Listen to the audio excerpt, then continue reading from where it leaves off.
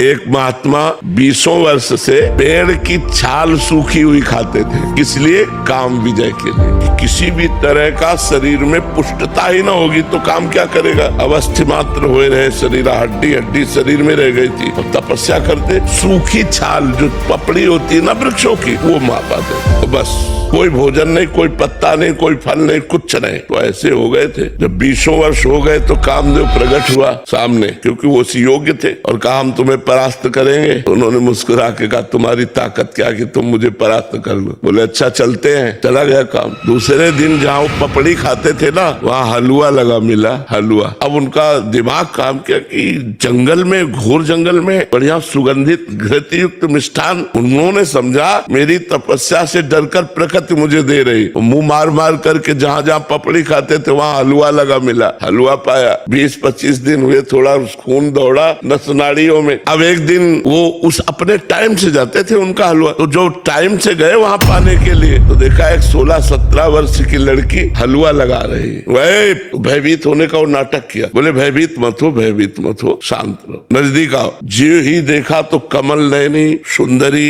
छम छम करती हुई पायल। महाराज ने कहा कि तुम डर क्यों रही हो निडर होकर, ये हलवा तुम लगाती थी। हाँ महाराज, आप जैसे तपस्वी की सेवा हमारी सामर्थ्य कहाँ की आंख मिला के कर सके कि मैं आपके सामने जाके हलवा परोस सकूं, इसलिए छुप छुप के। बोले आज से छुपने की जरूरत नहीं है और पेड़ में लगाने की जरूरत नहीं, सीधे ले आया करो पात्र में हलवा। 10-5 दिन और हलवा पाया सीधे। अब तो काम वेदना अंदर जागृत हुई। उन्होंने कहा देवी तुम्हारा ब्याह हुआ है? तो उनका नहीं महाराज। बोले मेरा भी नहीं हुआ। तो बोले मैं आप जैसे महान तपस्वी को पति रूप में प्राप्त कर सकूं, तो मेरा सौभाग्य है। तो उनका फिर बोले एक शर्त है, हमारी माँ जंगल के बाहर रहती है, और उन्होंने कहा पति वही बनेगा जो अपना मुंह काला करवा कर हमें पीठ में बैठाल कर वहां तक ले जाएगा। बोले कर सकता हूँ मैं। घुटनों के बल चल करके वहां, जब वहां ले गए तो कामदेव खड़ा था और बोला देख तेरी तपस्या को नष्ट नहीं करना चाहता, केवल ये दिखाना चाहता हूँ कि घुटनों केवल आया है एक मेरी माया के इशारे से। अगर मैं 5 बार संदान कर दूं तो तेरे हाल क्या होंगे। तो उन्होंने प्रणाम किया।